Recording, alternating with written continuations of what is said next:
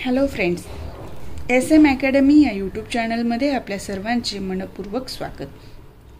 आजच्या व्हिडिओमध्ये आपण मराठी 101 102 या विषयाचे प्रश्नपत्रिका बघणार आहोत। बऱ्याच लोकांची मागणी होती की मॅडम कोणकोणते प्रश्न येतील, कसे येतील, परत सांगा किंवा प्रश्नांची उत्तरे कशी लिहायची। तर याबाबतचे व्हिडिओ यापूर्वी अपलोड केलेले आहेत, त्याचाही अभ्यास करा। आणि आज आपण व्हिडिओमध्ये बघणार आहोत 2 वर्षांचे क्वेश्चन पेपर, ज्याचा उपयोग तुम्हाला परीक्षेमध्ये कोणत्या प्रकारचे प्रश्न येऊ शकतात यासाठी होऊ शकतो। त्यापूर्वी तुम्ही चॅनलवर नवीन असाल आणि चॅनलला अजूनही सबस्क्राइब केलेलं नसेल तर सबस्क्राइब करा, जेणेकरून तुम्हाला व्हिडिओचे नोटिफिकेशन्स वेळेत मिळतील आणि व्हिडिओ लवकरात लवकर बघता येईल। आता बघा, मराठी 102 किंवा 101 हा जो सब्जेक्ट कोड आहे त्याच्यामध्ये आपल्याला माहिती आहे 80 मार्काचा पेपर आहे। 4 प्रश्न आहेत मुख्य, प्रत्येक मुख्य प्रश्न 20 मार्काला, उपप्रश्न 5 मार्काला आणि दिलेल्या प्रत्येक मुख्य प्रश्नात 5 उपप्रश्न आहेत, त्यापैकी आपल्याला कोणतेही 4 सोडवायचे आहेत। परत सांगते मी, प्रश्न सोडवताना तुम्हाला प्रश्न असाच पिक करायचा आहे उत्तर लिहिण्यासाठी की ज्या प्रश्नाचं उत्तर तुम्ही एकदम मुद्देसूद आणि जे अवेलेबल प्रश्न आहेत हे 5 त्यापैकी उत्तमात उत्तम जे लिहिता येतं तेच तुम्ही सोडवायला घ्या। विनाकारण वेळ घालवू नका की मला वाटलं होतं येईल म्हणून याचं, मग माझा वेळ गेला, मग होईल, असं करायचं नाहीये। ठीक आहे। पहिला प्रश्न, खालीलपैकी कोणतेही 4 उपप्रश्न सोडवा। कोणती स्त्री सर्वांची लाडकी असते? जो पहिला चॅप्टर आहे सामाजिक अभिसरण, त्याच्यामध्ये आहे श्रीमती आशा मुंडले यांचं स्त्रीवरचा जो लेख आहे त्याच्यामध्ये सांगितलेले आहे की लाजरी बुजरी सर्वांचं ऐकणारी, घराच्या बाहेर न पडणारी अशी स्त्री सर्वांची लाडकी असते। तर तुम्हाला या प्रश्नाचं उत्तर लिहिताना लिहायचं आहे श्रीमती आशा मुंडले यांनी या प्रकारचा लेख लिहिलेला आहे। त्यामध्ये स्त्रीबाबतच्या ज्या अपेक्षा आहेत त्याबाबत वर्णन करण्यात आलेलं आहे आणि त्यांनी सांगितलेलं आहे की कोणत्या प्रकारची स्त्री सर्वांची लाडकी असते, तर त्यामध्ये ती कशी असली पाहिजे याबाबत तुम्हाला उत्तर लिहायचं आहे। पण तिथे तुम्हाला त्या लेखिकेचा संदर्भ द्यायचा आहे आणि तो लेख कशाशी संबंधित आहे आणि त्यामध्ये काय सांगितलेलं आहे ते लिहायचं आहे। उगी मनाने लिहायचं नाही की जी म्हणजे मला वाटलं की ही स्त्री सर्वांची लाडकी असते असं लिहायचं नाही, तर पुस्तकामध्ये त्या लेखामध्ये काय सांगितलेलं आहे तेच इथे उत्तरात तुम्हाला लिहायचं आहे। ठीक आहे। दुसरा प्रश्न, निपाणी या तंबाखूच्या गावाची माहिती लिहा। आता निपाणी या तंबाखूच्या गावाबाबत आपल्या पुस्तकामध्ये पहिल्या ह्याच्यामध्ये आहे, निपाणी हे जे गाव आहे जे आंध्र प्रदेशमध्ये आहे ते तंबाखू उत्पादनासाठी प्रसिद्ध आहे। मग तिथली रचना कशी आहे, मुकादम गावाचा कसा म्हणजे त्या कंपनीचा कसा करतो, तिथल्या स्त्रियांचं जीवन कसं आहे, त्या सकाळी पहाटे किती वाजता उठतात, मग घरं कशी असतात, तिथे सूर्यप्रकाश घरात येत नाही, लोक तेवढ्याच जागेमध्ये घरातली सर्व व्यक्ती मिळून तो विड्या वळण्याचं काम कसं करतात, हे माहिती तुम्हाला ह्या तंबाखूच्या गावाविषयी लिहायचं आहे। तंबाखूचं गाव म्हणजे कोण आहे, कुठलं गाव आहे, निपाणी गाव आहे। लक्षात आलं। तिसरा प्रश्न आहे, धर्मसंस्था म्हणजे काय? धर्मसंस्थेचा मानवी वर्तनावर कोणता प्रभाव पडतो ते स्पष्ट करा। तुम्ही वाचलेलं नाहीये तरीही या प्रश्नाचं उत्तर लिहू शकता। धर्मसंस्था म्हणजे काय? तर जे धार्मिक संस्था आहेत त्या संस्थांना काय म्हणतो आपण? धर्मसंस्था। आपण म्हणतो बघा, ही धर्मसंस्था आहे, ती धर्मसंस्था, म्हणजे त्याच धर्माने ती एक विशेष अशी एक रचना तयार केलेली आहे, तिला संस्थेचं स्वरूप दिलेलं आहे आणि या धर्मसंस्थेचा म्हणजे त्या धर्मामध्ये कोणत्या नीतिनियमांना मान्यता आहे, कोणत्या नीतिनियमांना नाही, त्यांच्या प्रथा काय आहेत, ह्या सर्व गोष्टींचा परिणाम त्या धर्मातल्या लोकांवर पडतो। त्यांना त्यांचं अनुकरण करावं लागतं, पालन करावं लागतं, तरच ते व्यवस्थित जगू शकतात आणि त्या धर्मात राहून तो त्यांचा विकास करून म्हणजे ह्या गोष्टींचा जो हे आहे परिणाम आहे मानवी वर्तनावर, तो कसा होतो ते तिथे तुम्हाला सांगायचं आहे. आता चौथा प्रश्न आहे, आरोग्यदायी दिनचर्या कशी असावी ते स्पष्ट करा. आता इथे सांगितलं होतं आरोग्यदायी दिनचर्यामध्ये की तब्येत कशी असेल, पित्त प्रकृती असेल, वात प्रकृती असेल तर ते कुठल्या पद्धतीने आहार असावा, किती वाजता उठलं पाहिजे, जेवणाची वेळ कशी असली पाहिजे, याबाबत आरोग्यदायी दिनचर्येमध्ये तुम्हाला लिहायचं आहे. पाचवा प्रश्न आहे, साने गुरुजींनी सुधास पत्रामधून कोणकोणत्या विषयावर मार्गदर्शन केले ते लिहा. साने गुरुजींचे सुधास पत्र हे जे लेख आहे ते साने गुरुजींनी पत्र लिहिलेलं आहे सुधाला. त्यामध्ये त्यांनी सांगितलेलं आहे आरोग्य चांगलं कसं ठेवलं पाहिजे, वेळेवर जेवण केलं पाहिजे, हे जे गोष्टी सांगितलेल्या आहेत साने गुरुजींनी पत्रामधून, त्याबाबत तुम्हाला माहिती लिहायची आहे. लक्षात येतंय? आता आपण बघणार आहोत दुसरा प्रश्न. दुसरा प्रश्नापैकी पहिला प्रश्न आहे, विरामचिन्हांची माहिती लिहा. हे आपण शाळेत सर्वांनी अभ्यास केलेला आहे. पूर्णविराम, स्वल्पविराम, अर्धविराम, हे काय आहे, एकेरी अवतरण चिन्ह, प्रश्नार्थक चिन्ह, उद्गारवाचक चिन्ह, त्याबाबत तुम्हाला माहिती लिहायची आहे. ॲटलिस्ट तुम्हाला 10 विराम चिन्हाबद्दल माहिती लिहायची आहे. त्याचा वापर कुठे करतो ते लिहायचं आहे. म्हणजे तुम्हाला तिथे 5 मार्काचा प्रश्न व्यवस्थित सुटेल. ठीक आहे. आता दुसरा प्रश्न आहे, सर्जनशीलता म्हणजे काय? सर्जनशीलता ही एक मानसिक शक्ती आहे, स्पष्ट करा. या प्रश्नाचं उत्तर मी व्हिडिओतून घेतलेलं आहे, ते तुम्ही बघून घ्या, म्हणजे तुम्हाला त्याचं उत्तर व्यवस्थित लिहिता येणार आहे. आता तिसरा प्रश्न आहे, भाषिक सर्जनशीलतेतील अडचण सांगा. पिष्टोक्ती किंवा पुनरोक्ती हे भाषिक सर्जनशीलतेतील अडचण आहे. याबाबतचाही मी व्हिडिओ बनवलेला आहे, तो तुम्हाला नक्की उपयोगाला येणार आहे. ते आता वैचारिक लेखनाचे प्रकार कोणते? वैचारिक लेखन म्हणजे काय? ज्यामध्ये एखाद्या व्यक्तीचे विचार व्यक्त केले जातात, ते प्रकारचं लेखन म्हणजे वैचारिक लेखन होय. आता वैचारिक लेखनामध्ये काय येतं? न्यूजपेपरचा अग्रलेख येतो, किंवा वेगवेगळ्या कथा येतात, किंवा वैज्ञानिक लेख येतात. हे जे वैचारिक लेखनाचे प्रकार आहेत ते तुम्हाला तिथे लिहायचं आहे. हा प्रश्न खूप महत्त्वाचा आहे. समाजसेविका इलाबेन भट यांनी कोणते आव्हान केले आहे? समाजसेविका इलाबेन भट काय म्हणतात? कचऱ्यास कचरा म्हणू नका, हे जे आव्हान आहे त्यांनी केलेलं आहे. कचऱ्याची विल्हेवाट कशी लावावी, त्याचा वापर कसा करून घेता येईल, हे जे आव्हान केलेलं आहे समाजसेविका इलाबेन भट यांनी, ते तुम्हाला इथे लिहायचं आहे. आणि मी तुम्हाला परत सांगते की हे जे हे आहेत लेख आहेत एखाद्या जसं की समाजसेविका इलाबेन भट यांच्यावर कचऱ्यास कचरा म्हणू नकावरचं, हे लेख जोपर्यंत तुम्ही वाचणार नाही तोपर्यंत तुम्हाला त्या लेखामध्ये काय लिहिलेलं आहे ते एक्झॅक्ट कळणार नाहीये आणि तुम्ही तिथे उत्तर लिहू शकणार नाही. लक्षात आलं? तिसरा प्रश्न आहे, खालीलपैकी कोणतेही 4 उपप्रश्न सोडवा. ठीक आहे. आता त्यातला पहिला प्रश्न, अणुबॉम्ब संबंधी अमेरिकेची काय भूमिका असावी असे आइन्स्टाईन यांना वाटे? आइन्स्टाईनला वाटत होतं की अणुबॉम्ब संबंधी अमेरिकेची काय भूमिका असावी. ते तुम्ही तो पार्ट वाचल्याशिवाय उत्तरात लिहू शकणार नाहीये, त्याच्यामुळे ते तुम्हाला वाचावंच लागणार आहे.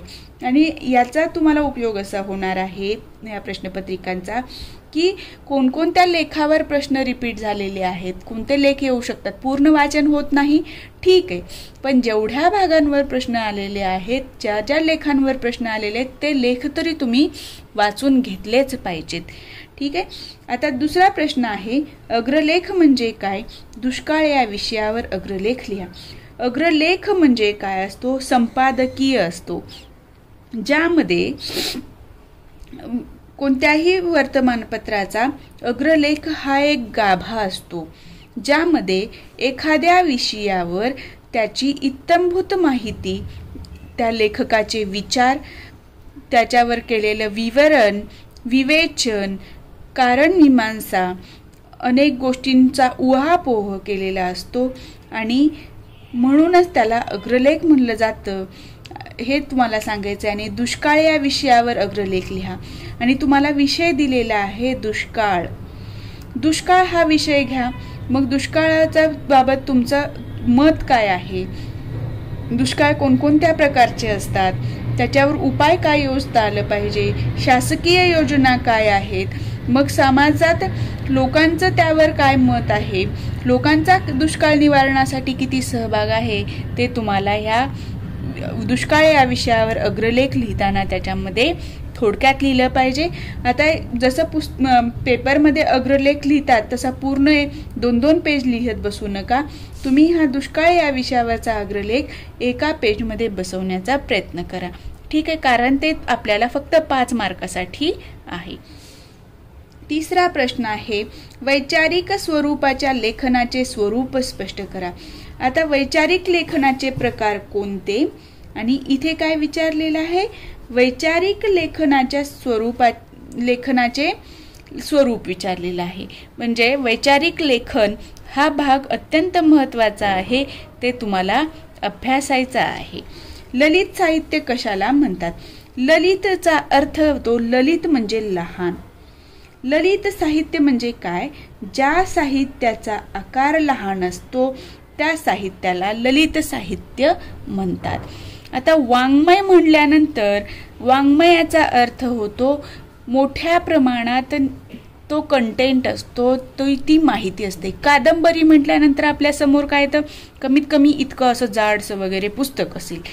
पण ललित साहित्य म्हटल्यानंतर एक छोटंसं गोष्टींच्या स्वरूपामध्ये पुस्तक असतं, जे छोट्या छोट्या भागातून आपल्याला माहिती देत असतं. लक्षात आलं? 5वा प्रश्न आहे, जादूचा मोर ही लोककथा थोडक्यात स्पष्ट करा. आता जादूचा मोर हे जे आहे, जसं तो जादूचा मोर भिंतीवर कोरलेला होता आणि त्याला तो नाचत कधी होता आणि पैसे दिल्यानंतर तो कसा नाचायचा, त्या हॉटेलचा व्यवसाय कसा चालला, मग ह्या जी लोककथा आहे, म्हणजे लोककथा म्हणजे काय आहे, ही लिहिली गेलेली कथा आहे का?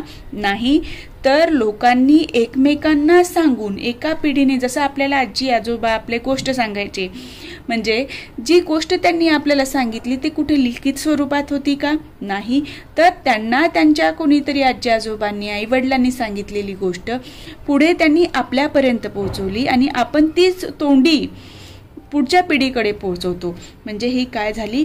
लोककथा झालेली आहे, जी लोकांच्या फक्त विचारातनं किंवा त्याच्यामध्ये हे बदल केले. बघा, ह्याच्यात आणि बदल पण केला जातो वेळेनुसार. जेव्हा आपण म्हणतो लिहा जादूच्या मोर या लोककथेमध्ये वाचाल तेव्हा लक्षात येईल की आधी काय द्यायचे लोक, पैसे म्हणून काय द्यायचे, नंतर आता काय देतात. आणि हे जे पद्धत बदलत गेली ती गरजेनुसार त्या काळानुसार बदलत गेली, म्हणून तिला लोककथा म्हणलं गेलं. हे तुम्हाला जादूच्या मोर ह्या लोककथेविषयी तुम्हाला माहिती द्यायची. तो मोर काय, मग तो जादूगार जातो, जेव्हा त्याला समजतं की तो मोर हिरमसून पडलेला आहे तेव्हा तो मुरली वाजवतो. त्यावेळेला जी बासरी वाजल्यानंतर तो उठतो आणि त्याच्यासोबत निघून जातो. म्हणजे ही जी लोककथा आहे ती तुम्हाला तिथे थोडक्यात लिहायची आहे. ठीक आहे. आता पुढचा प्रश्न आहे, कोणतेही 4 उपप्रश्न सोडवा. 4था प्रश्न, पहिला प्रश्न आहे त्यातला, रूपक कथेची वैशिष्ट्ये कोणती? आता कथा ज्या आहेत, कथांचे प्रकार, त्याच्यामध्ये रूपक कथा आहे. रूपक कथेची वैशिष्ट्ये कोणती? रूपक म्हणजे काय, तर एखाद्या गोष्टीला आपण एखाद्या गोष्टीची तुलना करून त्यासारखं त्याचं रूप आहे असं जेव्हा सांगतो त्याला रूपक म्हटलं जातं. तर ह्या रूपक कथेची वैशिष्ट्ये तुम्हाला लिहायची. त्याच्यामध्ये कोणकोणत्या गोष्टी येतात, भाषा कशी असते, त्याचं स्वरूप काय असतं ते लिहिण्याचं आवश्यकता आहे. हरितात्यांचे व्यक्तिचित्र रेखाटा. हा जोपर्यंत तुम्ही वाचणार नाही तोपर्यंत तुम्हाला उत्तर लिहिता येणार नाही, म्हणून तुम्हाला या हरितात्यावरचा जो भाग आहे, जो लेख आहे तो वाचायचा आहे. हरितात्या कसे आहेत, मग ते कसे बोलतात, हे तुम्हाला इथे लिहिलं पाहिजे. बर्लिनमधील एका शाकाहारी हॉटेलविषयी माहिती लिहा. लेखकांनी जेव्हा प्रवास केला त्यावेळेला ते जेव्हा त्या बर्लिनमधली एका हॉटेलात गेले, तिथलं शाकाहारी हॉटेल आहे, त्याविषयी तुम्हाला माहिती लिहायची. सासूरवाशीन सून मूळ आल्यामुळे कोणाकोणाकडे माहेरी जाण्यासाठी परवानगी मागते. आता हा जो लेख आहे त्याच्यामध्ये सांगितलेलं आहे की लग्नाला जायचं आहे आणि ती सासूरवाशीन सून आहे आणि तिला लग्नासाठी काय मूळ आल्यामुळे म्हणजे काय मूळ चिठ्ठी आली आहे, म्हणजे तू आमच्यासाठी महत्त्वाची आहेस आणि तू येणं आवश्यक आहे, हे जेव्हा सांगितलं जातं त्याला ते काय म्हटलं जातं, मूळ आल्यामुळे. ठीक आहे, म्हणजे मूळ चिठ्ठी आल्यामुळे, जे आपण नेहमी गावाकडे शब्द ऐकतो. तर माहेरी जाण्याची परवानगी कोणाकोणाकडे मागावी लागते, सासू सासऱ्यांकडे, नवऱ्याकडे, म्हणजे हे जे आहे ते तुम्हाला तिथे लिहायचं आहे. आत्मकथन म्हणजे काय, स्वतःच्या जीवनातील घटना. आता इथे एवढंच हे दिलेलं आहे प्रश्न. आत्मकथन म्हणजे काय, आत्मकथन म्हणजे काय, स्वतःच्या जीवनातील घटना स्पष्ट करा. आत्मकथन, आत्म म्हणजे काय, मी स्वतः.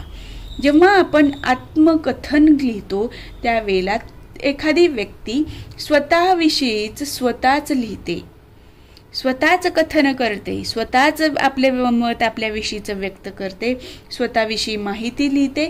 त्याला काय म्हणलं जातं, त्या लेखनाला आत्मकथन म्हणलं जातं. आणि त्या स्वतःच्या जीवनातील घटना कशा असतात त्या आत्मकथनामध्ये ते तुम्हाला तिथे लिहायचं आहे. लक्षात येते? याच्यासाठी तुम्हाला खूप असा अभ्यास करायची आवश्यकता नाही, पण तुमचं वाचन एक वेळा होणं खूप गरजेचं आहे. जोपर्यंत तुम्ही वाचणार नाही तोपर्यंत तुम्हाला उत्तर लिहिणं सुचणार नाही. कारण हे छोटे छोटे लेख आहेत. त्या लेखांमध्ये तुम्ही एक पार्ट बघितला असेल की तिथे एक प्रश्न असा आहे, पूर्ण तिसरा प्रश्न, की ज्यामध्ये प्रत्येक सासूरवाशीन सून आहे, जादूचा मोर आहे, परत हरितात्याविषयीचं व्यक्तिचित्र आहे. तर हे जे प्रश्न आहेत त्याच्यामध्ये तुम्हाला तो कंटेंट वाचल्याशिवाय त्या व्यक्तीविषयी तुम्ही काहीही लिहू शकणार नाहीये. त्यामुळे ज्या ज्या भागावर प्रश्न आलेले आहेत ते भाग वाचून घ्या, हे मी तुम्हाला आवर्जून सांगते. आता मे 2019 मध्ये जो पेपर झाला त्याच्यामध्ये काय प्रश्न आले होते ते बघूया. प्रश्न पहिला, खालीलपैकी कोणतेही 4 उपप्रश्न सोडवा. व्यावसायिक बोलीमुळे मराठी भाषा समृद्ध झाली आहे, या विधानाची थोडक्यात माहिती लिहा. व्यावसायिक बोलीमुळे, मग व्यावसायिक बोली म्हणजे काय, वेगवेगळे व्यवहार करणारे लोक आहेत, जसं चांभार आहे, कुंभार आहे, संगीतकार आहे, नावी आहे. हे लोक आपापल्या भाषेत बोलत असतात, त्यांच्यासाठी वेगळ्या गोष्टी आहेत. त्या गोष्टींचा वापर जर त्यांनी त्यांच्या लेखनात केला, ते जर लेखनात उतरले, भाषण करायला लागले, वाङ्मय निर्माण करायला लागले, तर त्यामुळे समाजामध्ये सर्व स्तरावर पर्यंत ती भाषा पोचेल आणि भाषा समृद्ध होईल, हे तुम्हाला इथे लिहायचं आहे. आरोग्यदायी दिनचर्या कशी असावी थोडक्यात स्पष्ट करा. हा प्रश्न रिपीट झालाय, हा प्रश्न परत परत रिपीट झालेला आहे. संत गाडगे महाराज यांनी कोणते मूल्य समाजात रुजविण्याचे कार्य केले ते मूल्य विशद करा. संत गाडगे महाराज यांनी काय केलं होतं की स्वतःच हातात झाडू घेतला आणि समाज कसा स्वच्छ ठेवता येईल, समाजातली घाण, रस्त्यावरची घाण कशी साफ केली पाहिजे. आता समाजातली घाण, रस्त्यावरची घाण म्हणजे काय, तर त्यांनी एकमेकांशी कोरिलेट केलं की जसं माणसाच्या मनात घाण असते तसं माणूस मग मनाने विकलांग होतो, तसं समाजसुद्धा अस्वच्छ असला तर, रस्त्याच्या कडेची घाण असली तर मरगळ कशी येते. तर स्वच्छतेचा जो संदेश आहे, स्वच्छतेचं जे मूल्य आहे ते समाजात रुजवण्याचं कार्य संत गाडगे महाराजांनी केलेलं आहे, ते तुम्हाला तिथे सांगायचं आहे. सर्जनशीलता म्हणजे काय ते सांगून स्वरूप स्पष्ट करा. ह्या प्रश्नाचं उत्तर मी घेतलेलं आहे, ते तुम्ही अभ्यासून घ्या. वैचारिक लेखनाचे प्रकार किती ते लिहून कोणतेही 2 प्रकार स्पष्ट करा. परत हा प्रश्न रिपीट झालेला आहे, बरोबर आहे. तर या विषयीचं तुम्हाला मी एक्सप्लेन केलेलं आहे, परत रिपीट नाही करणार. दुसरा प्रश्न बघा, खालीलपैकी कोणतेही 4 उपप्रश्न सोडवा. ललित साहित्य म्हणजे काय ते लिहून रूपक आणि दृष्टांत कथा थोडक्यात स्पष्ट करा. प्रश्नाचं रिपिटेशन 2-3 प्रश्न एकत्र करून विचारलेला आहे. आधी विचारलं होतं ललित साहित्य म्हणजे काय, स्वरूप स्पष्ट करा. इथे विचारले ललित साहित्य म्हणजे काय, आणि तिथे लिहिलं होतं पहिल्या मागच्या प्रश्नपत्रिकेमध्ये बघा, रूपक कथेविषयी माहिती लिहा. इथे काय लिहिलेलं आहे ते लिहून रूपक आणि दृष्टांत कथा थोडक्यात स्पष्ट करा. म्हणजे 2 ते 3 विषयांचा 2 ते 3 गोष्टींचं एकत्र करून हा प्रश्न आलेला आहे. तर तुम्हाला थोडक्यात ललित साहित्य म्हणजे काय लिहायचे, ललित साहित्यामध्ये मग लोककथा कशा येतात, मग रूपक कथा, दृष्टांत कथा येतात, मग रूपक कथा म्हणजे काय आणि दृष्टांत कथा म्हणजे काय लिहायचे आणि याचं उदाहरण द्यायचं आहे. तुम्हाला लक्षात आलं. पुढचा प्रश्न आहे, अंधेर नगरी निपाणी यातील स्त्री कामगाराचे जीवन स्पष्ट करा. हा बघा, निपाणी तंबाखूचे गाव हा जो भाग आहे तो खूप महत्त्वाचा आहे. याच्यावर परत प्रश्न आलेले आहेत.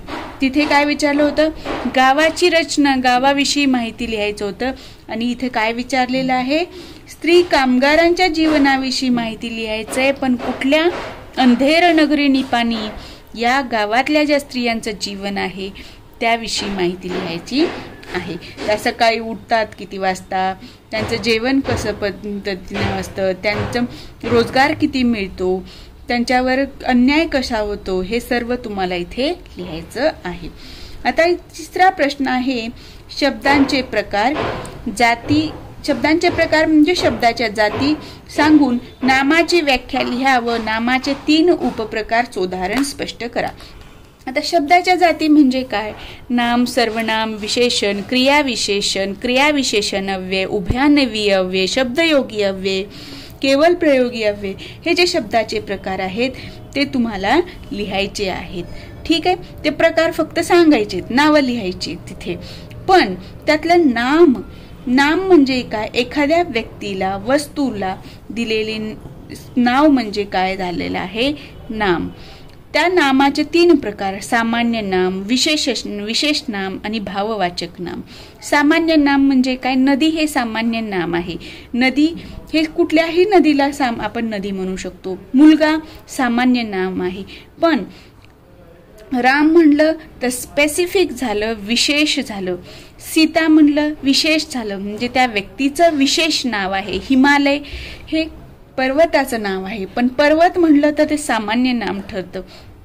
भाववाचक नाम, ज्याच्यातनं भावना व्यक्त होतात अशा नावाला आपण म्हणतो भाववाचक नाम. जसं की भाववाचक नामामध्ये सौंदर्य, भावना आपल्या व्यक्त होतात, ते नाव काय झालं, भाववाचक नाम झालं. म्हणजे तुम्हाला नाम आणि नामाचे 3 प्रकार जे आहेत, सामान्य नाम, विशेष नाम आणि भाववाचक नाम, याविषयी माहिती लिहायची आहे. उदाहरण देऊन ते स्पष्ट करायचं आहे. लक्षात आलं. त्याच्याबद्दल बघा, विरामचिन्हाबाबतचा एक प्रश्न आला होता. म्हणजे हे फॅक्च्युअल माहिती आहे जी तुम्हाला येते, शाळेय स्तरापासून तुम्ही अभ्यासलेले आहेत, तर तो चॅप्टर तुम्ही कव्हर करून ठेवा. आता दुसरा प्रश्न पुढचा बघूया.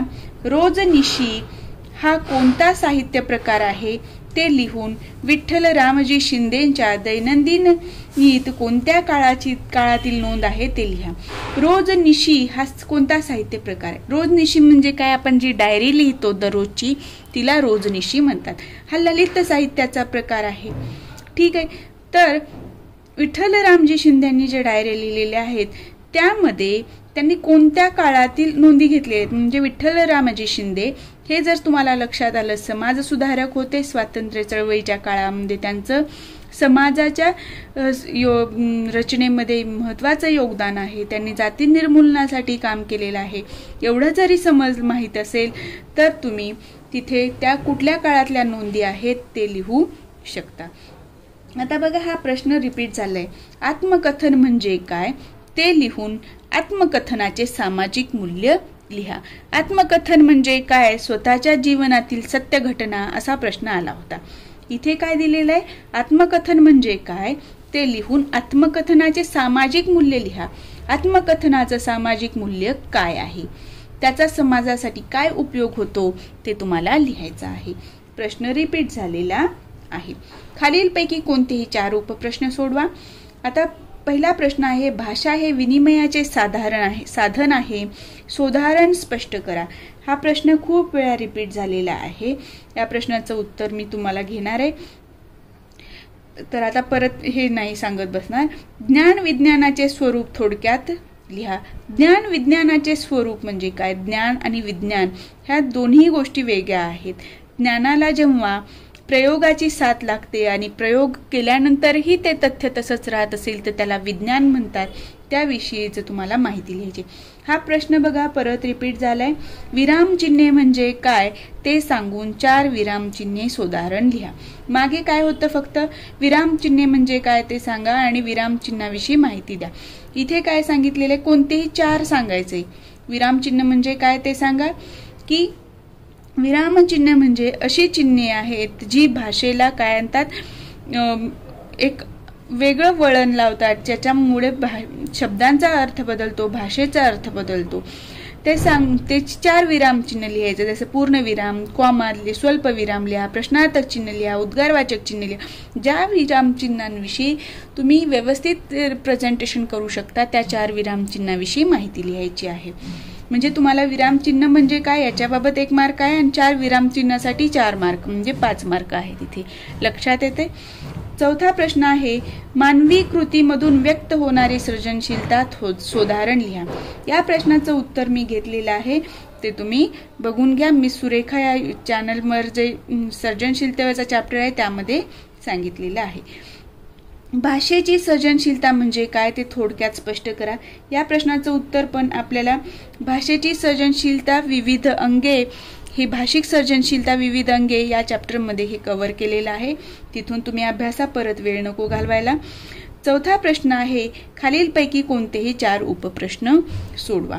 ज्ञानाची सुव्यवस्थित मांडणी म्हणजे विज्ञान, थोडक्यात लिहा. बघा, ज्ञान विज्ञानाचे स्वरूप थोडक्यात लिहा. आणि इथे जरी तुम्हाला काही क्लिक झालं नाही तर ह्या प्रश्नातून तुम्हाला येतं लक्षात येईल, ज्ञानाची सुव्यवस्थित मांडणी म्हणजे विज्ञान, थोडक्यात लिहा. म्हणजे ज्ञान विज्ञानाचं स्वरूप लिहिताना ह्या वाक्यावरून तुम्हाला लक्षात येईल की ज्ञानाची व्यवस्थित मांडणी केली गेली, त्याला आधार दिला गेला, प्रयोग केले गेले तर त्याला विज्ञान म्हणलं जातं. हे तुम्हाला इथे स्पष्ट करता येईल. म्हणजे ह्या दोन्ही प्रश्नांतून तुम्हाला लक्षात येईल की एकाच ह्याच्यावर कंटेंटवर 2 प्रश्न आलेले आहेत. दुसरा प्रश्न आहे, विनोदी लेखक व व्यंगचित्रकार यांच्याकडे समस्या संवेदन क्षमता असते, स्पष्ट करा. याच्यामध्ये आपण बघतो विनोदी लेखक एखाद्या घटनेकडे बघण्याचा त्यांचा दृष्टिकोन, त्यांची समस्या समजून घेण्याची जी पात्रता आहे ती आपली नसते. एखाद्या गोष्टीकडे आपण सहज बघतो, झालं, घडलं, घडून गेलं. पण तिथेच जर व्यंगचित्रकार किंवा विनोदी लेखक असेल तर ते वेगळ्या दृष्टीने बघतात. एखादी गोष्टीवर आपण जर म्हणलं की मी हे लिहिणार, तर ते मी लिहिणार म्हणजे काय लिहिणार आपण विचार करतो का नाही, लिहिणार आहे ते सोडून दिलं. पण तिथेच जर व्यंगचित्रकार काय म्हणणार, काय लिहिणार तू, म्हणजे तिथे त्यांचा एक वेगळ्या पद्धतीने विचार करण्याची सुरुवात होते.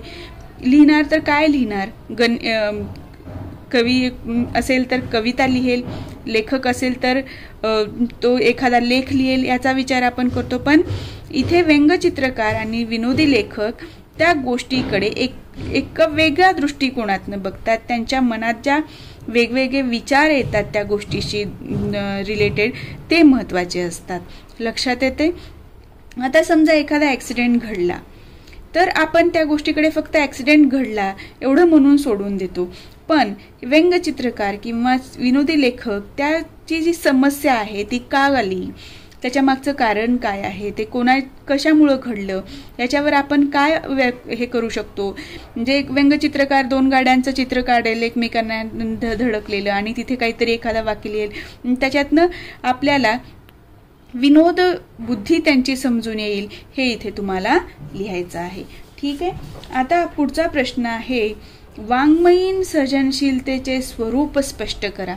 या प्रश्नाचं उत्तर घेतलेलं आहे, त्या अभ्यासात तुम्ही परत वेळ नाही जाणार आहे. त्याच्यामध्ये आपला साहित्य प्रकार थोडक्यात स्पष्ट करा. आता हा प्रश्न खूप व्यापक आहे, तर ह्या प्रत्येक साहित्य प्रकाराची जास्त माहिती लिहायची नाही, तर तुम्हाला थोडक्यात 2 ओळीमध्ये त्या प्रत्येक साहित्य प्रकाराची माहिती लिहायची।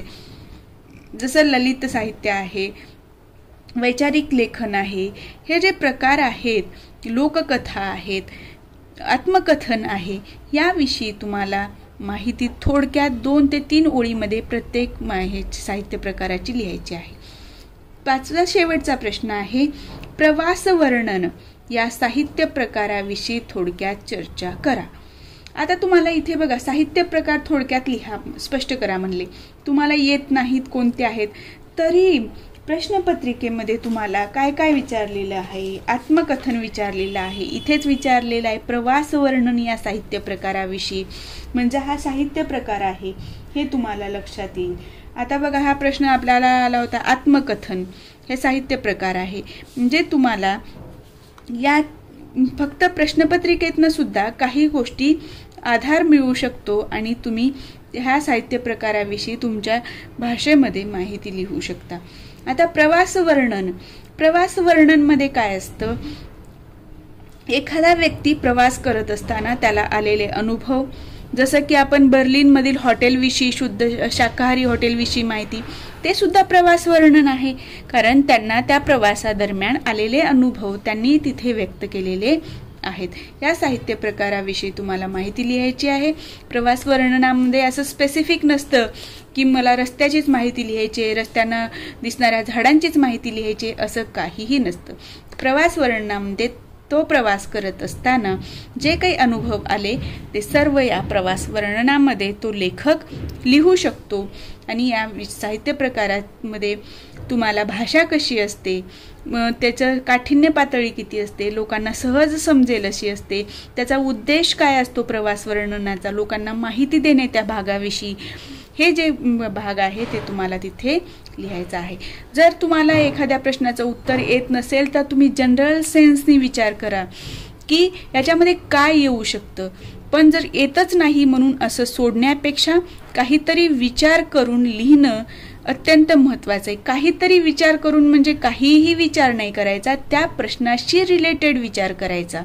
जर तुम्ही विचार करायला सुरुवात केलात तर तुम्हाला तिथे काही ना काही सुचणार आहे। ठीक आहे, या पद्धतीने आपण मराठी 101-2 ह्या विषयाचे प्रश्नपत्रिका बघितलेल्या आहेत, त्याचा तुम्ही फायदा करून घ्या आणि जेवढ्या प्रश्न म्हणजे कंटेंटवर परत प्रश्न आलेले आहेत ते भाग तेवढा तरी वाचून घ्या। पूर्ण तुम्ही जर आता अभ्यास झाला नसेल आणि विचार केलात की मला सगळ्याच गोष्टी आल्या पाहिजेत, सगळा भाग झाला पाहिजे, तर तसं होणार नाहीये। तर जेवढ्या भागावर प्रश्न आलेत ते रिपीट झालेले आहेत ते करा, तुम्हाला त्याचा परीक्षेमध्ये उपयोग होईल। ठीक आहे, आज आपण इथेच थांबूया, नेक्स्ट व्हिडिओमध्ये आपण नेक्स्ट पार्ट कंटिन्यू करूया। तुम्हाला जर माझा हा व्हिडिओ आवडला असेल तर व्हिडिओला लाईक करा, चॅनलवर नवीन असाल तर चॅनलला सबस्क्राईब करायला विसरू नका।